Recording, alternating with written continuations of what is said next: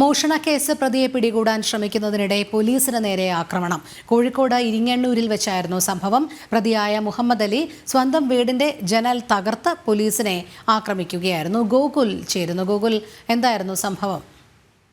ഈ പ്രതിയായിട്ടുള്ള മുഹമ്മദ് അലി ഷൊർണൂരിലെ ഒരു തട്ടുകടയിൽ നടത്തിയ മോഷണ ശ്രമവുമായി ബന്ധപ്പെട്ട കേസ് അന്വേഷിക്കാനാണ് നാദാപുരം പോലീസ് ഇരിങ്ങണ്ണൂരിലുള്ള മുഹമ്മദ് അലിയുടെ വീട്ടിലേക്ക് എത്തിയത്. ആ സമയത്താണ് പ്രതി പോലീസുകാർക്ക് നേരെ അക്രമം നടത്തിയത്. വീടിന്റെ ജനൽച്ചില്ല് പൊട്ടിച്ച് പോലീസുകാർക്കെതിരെ അക്രമം നടത്തുകയായിരുന്നു.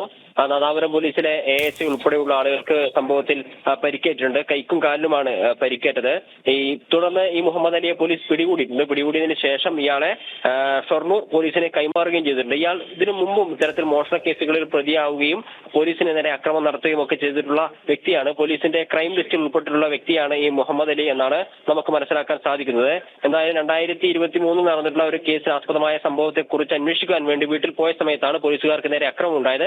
ആക്രമിച്ച പ്രതി എന്തായാലും പോലീസ് പിടികൂടുകയും ഷൊർണൂർ പോലീസിനെ കൈമാറുകയും ചെയ്തിട്ടുണ്ട്. ഈ പോലീസിന് നേരെ നടത്തിയ അക്രമത്തിലും നാദാപുരം പോലീസ് വേറെ ഒരു കേസും ഇദ്ദേഹത്തിന്റെ പേരിൽ രജിസ്റ്റർ ചെയ്തിട്ടുണ്ട്. രോഹിണി. ശരി, ഗോകുൽ കെ വേണുഗോപാലാണ് വിവരങ്ങൾ നൽകിയത്.